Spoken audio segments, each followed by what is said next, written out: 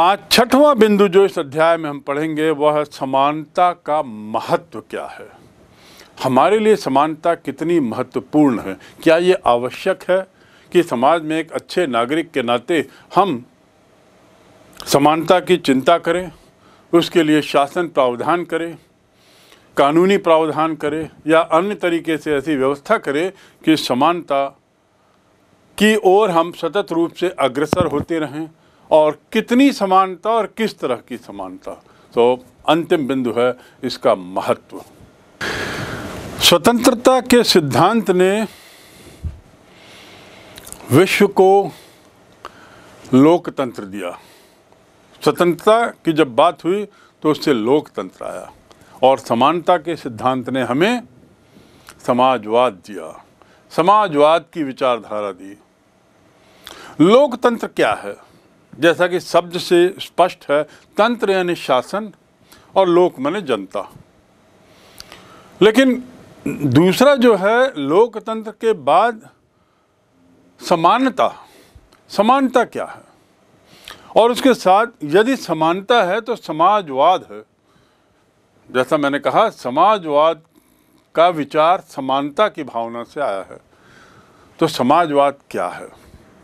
एक ऐसी विचारधारा जिसमें सभी लोग आर्थिक दृष्टि से समान हैं, सरकार के सामने समान हैं, सभी लोग, ना कोई अमीर ना कोई गरीब। और ये जो लैंड, लेबर, कैपिटल और ऑर्गेनाइजेशन, ये जो चार चीज़ें होती हैं जिसे हम अंग्रेजी में फैक्टर्स ऑफ प्रोडक्शन कहते हैं, उत्पादन के विभिन्न फैक्टर, लैंड, लेबर, कैपिटल और ऑर्गेनाइजेशन, जमीन, श्रम, पैसा और संगठन, ये जो चार चीज़ें हैं ये समाजवाद में सरकार के हाथ में रहती हैं। निजी शब्द का कुछ अस्तित्व नहीं रहता। ख्याल रखें, समाजवाद ठीक उल्टा है पूंजीवाद का, कैपिटलिज्म। जैसा कि कैपिटलिज्म शब्द से स्पष्ट है, पूंजीवादी शब्द से स्पष्ट है, जिसका संबंध अर्थ से है, धन से है, वह पूंजीवाद। और समाजवाद वह जिसका संबंध समाज की समानता से है, समाज की एक रूपता से है, समाज के एक स्तर पे होने का है, विशेष रूप से आर्थिक दृष्टि से, उसे हम समाजवाद कहते हैं। बिना स्वतंत्रता के लोकतंत्र संभव नहीं और बिना समाजवादी विचारधारा के समानता संभव नहीं। समानता बिना लोकतंत्र की बात करना या स्वतंत्रता की बात करना निरर्थक है, बेमानी है। क्योंकि समानता बिना दोनों का विकास ही नहीं हो सकता। समानता के बिना स्वतंत्रता आ ही नहीं सकती और स्वतंत्रता और लोकतंत्र दोनों साथ साथ चलते हैं, एक ही सिक्के के दो पहलू हैं। तो इसलिए समानता एक स्वतंत्रता और लोकतंत्र के लिए एक अपरिहार्य तथ्य है, एक अपरिहार्य तत्व भी है। पोलार्ड, जो प्रसिद्ध राजनीति शास्त्री रहे हैं, उन्होंने कहा है कि स्वतंत्रता की समस्या का एकमात्र हल यही है, समानता। स्वतंत्रता की समस्या का एकमात्र हल समानता है। स्वतंत्रता की क्या समस्या थी इस पर हमने अभी जिक्र किया है। अभी आप थोड़ी देर पहले हमने बात की, जिसमें स्वतंत्रता विभिन्न प्रकार की और कितनी स्वतंत्रता, स्वतंत्रता बनाम निरंकुशता, स्वतंत्रता बनाम स्वच्छंदता, स्वतंत्रता बनाम उच्छृंखलता, इसका हमने जिक्र किया था। तो उसी संदर्भ में पोलार्ड कहते हैं कि स्वतंत्रता की जो समस्या है उसका एकमात्र हल है समानता, और स्वतंत्रता जो है वह समानता में निहित है। जितनी समानता होगी उतना ही स्वतंत्रता का आनंद मिलेगा। इस वाक्य को समझने के लिए ये हमें पूरा जो अध्याय है इसे अच्छे से समझना होगा। जितनी समानता उतनी ही स्वतंत्रता संभव है, उतना ही स्वतंत्रता का आनंद लेना संभव है। यह इस अध्याय का एक तरीके से निचोड़ होगा। समानता की जो बात है वो बहुत पुरानी है। समाज में अनादिकाल से समानता की बात चल रही है। जब आदिकाल में तो सब व्यक्ति समान थे, ना कोई जाति था, ना कोई धर्म था, ना कोई अमीर था, ना कोई गरीब था। सभी लोग झुंड में या यावर प्रवृत्ति के होने के नाते एक स्थान से दूसरे स्थान घूमते रहते थे, और ना कोई धर्म आदि वगैरह भी थे, ना कोई ऊंच नीच था। लेकिन जैसे जैसे समाज का वर्गीकरण होता गया, जाति के आधार पे, फिर धर्म के आधार पे, फिर लिंग के आधार पे भी, तो इस बढ़ते वर्गीकरण के साथ साथ असमानताएं बढ़ने लगीं, और बढ़ती असमानता के दुष्प्रभाव दिखने लगे। तो जब ये प्रक्रिया चली, उस समय इस पे चिंतन शुरू हुआ। तो ये बहुत पुरानी बात है कि समानता पर बहुत समय से विचार चल रहे हैं। अरस्तु, जिसे अरिस्टोटल कहते हैं, अरिस्टोटल बहुत प्रसिद्ध विचारक, उसने क्रांतियों के मूल कारणों की जो व्याख्या की है कि क्रांतियां होती क्यों हैं, आखिर क्रांति क्यों जन्म लेती है, तो उसने अपने गहन अध्ययन के आधार पर निष्कर्ष निकाला है कि क्रांति का एक मूल कारण है असमानता, समाज में असमानता का होना। दूसरे शब्दों में, असमानता जो है वह उसने अधिकतर क्रांतियों को जन्म दिया है। और वहीं ये आवश्यक हो जाता है कि हम समानता को मात्र ना समझे ही नहीं, बल्कि समानता को लागू करने का भरसक प्रयास करें, ताकि आने वाले समय में क्रांतियां ना हों। जिन क्रांतियों का जिक्र अरस्तु ने किया है, वे अधिकतर राजनीतिक क्रांतियां रही हैं, जिसमें हिंसा रही है, जिसमें सत्ता परिवर्तन रहा है, और ये सब किस लिए? समानता के लिए।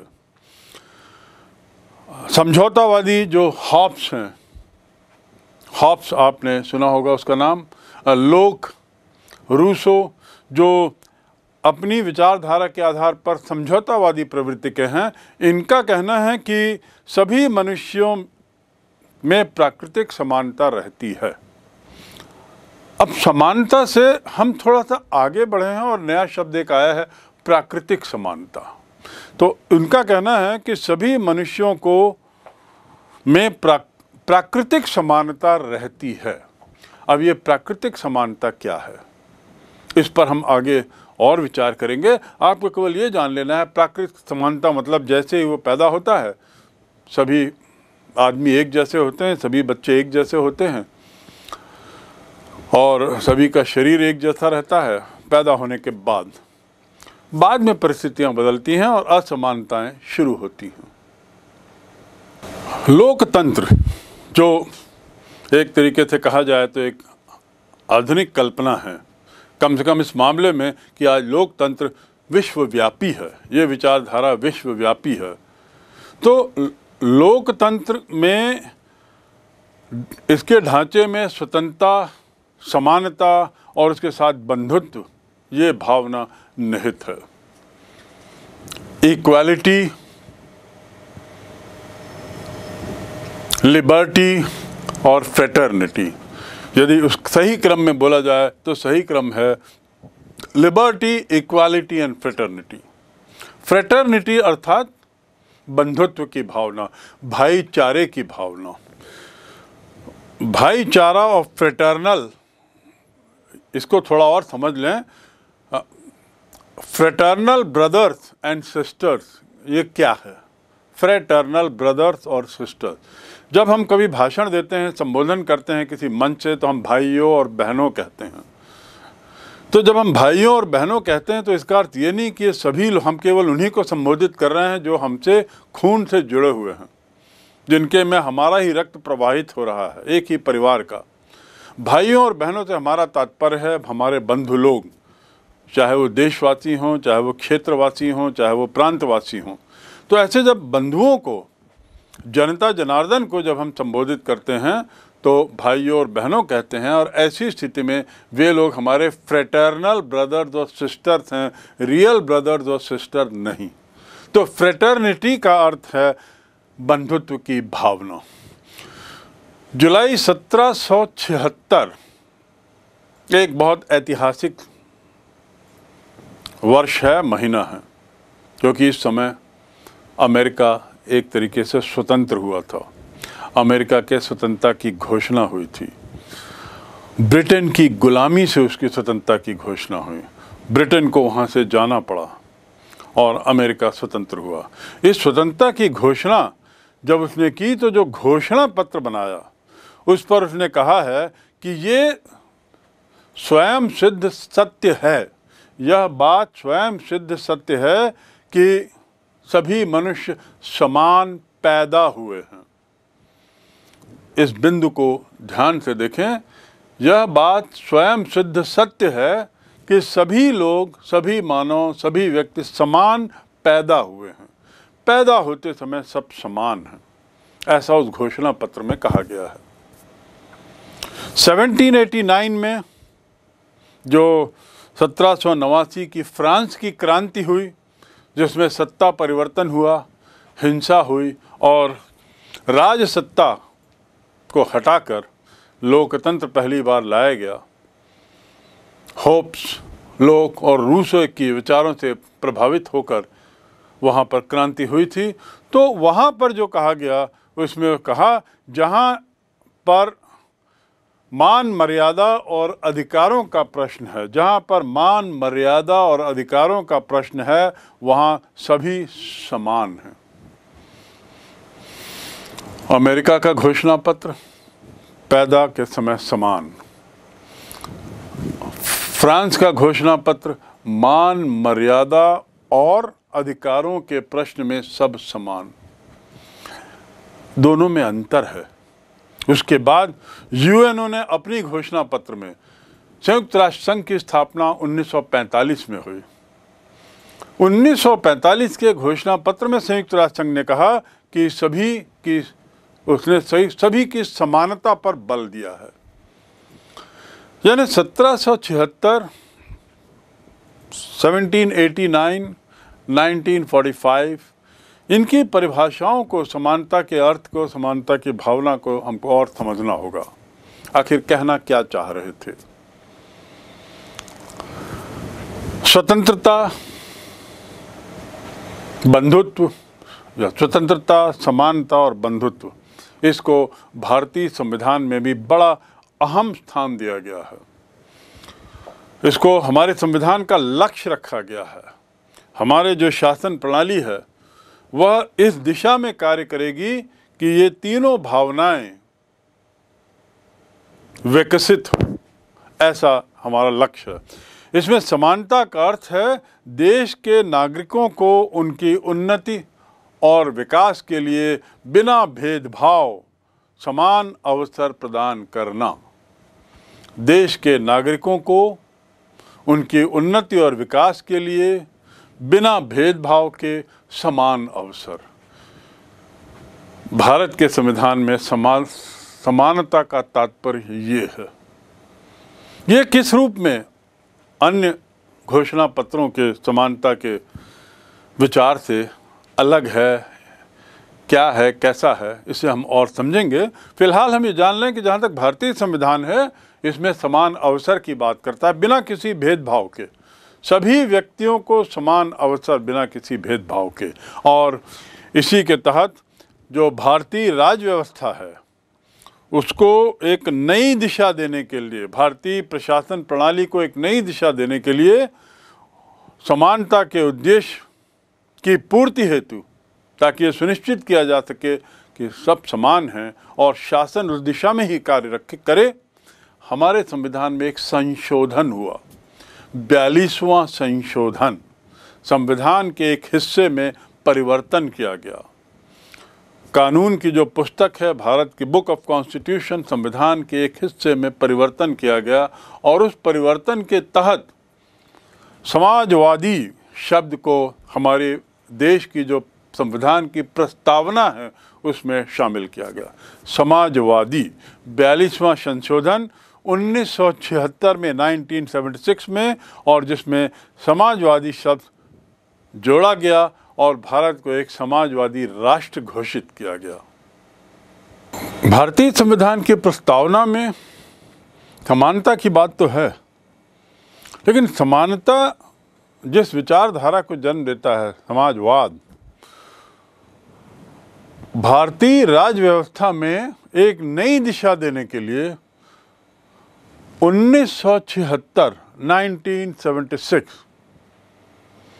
समानता उद्देश्य पूर्ति हेतु समानता के प्रस्तावना में समाजवादी शब्द को जोड़ा गया है। तो जो भारत की जो प्रस्तावना है, जो प्रीएम्बल है, प्रीएम्बल जिसे आप देख रहे हैं, इस प्रीएम्बल में आप देखिए समाजवाद, socialist, sovereign, socialist, secular, democratic, Republic, Samajwadi व्यवस्था की बात की गई है। इस समानता के परिप्रेक्ष्य में समाजवाद शब्द को 1976 में हमारे संविधान के प्रारूप में जोड़ा गया और उसमें ये बात की गई कि समानता जो है ये समाजवादी राष्ट्र की ओर देश को ले जाएगा। भारत भी एक समाजवादी राष्ट्र बनने की चेष्टा कर रहा है और इसका अर्थ ये हुआ कि सभी नागरिकों को उन्नति और विकास के समान अवसर देना। अभी तक हम पढ़ रहे थे जन्म से समान है, सभी व्यक्ति जन्म से समान होते हैं। अब यहाँ पर बात हो रही है विकास के समान अवसर देने की बात करना। समानता आधुनिक प्रजातंत्र की बहुत प्रबल मांग रही है और मैंने जैसा बताया कि अरस्तु ने असमानता को क्रांतियों के मुख्य कारणों में से गिना है और इसीलिए जब भी असमानता हुई आधुनिक प्रजातंत्र, आधुनिक राजतंत्र वगैरह में, तो बड़ी बड़ी क्रांतियां हुई, बड़े बड़े विद्रोह हुए और बड़े बड़े आंदोलन, संघर्ष आदि प्रजातंत्र की प्रबल मांग में शामिल रहा समानता का अर्थ। और ये क्यों? क्योंकि बढ़ती हुई असमानता ने समाज में बेचैनी पैदा की, विरोध पैदा किया, विद्रोह पैदा किया और अंत में फिर वो क्रांति का रूप ली।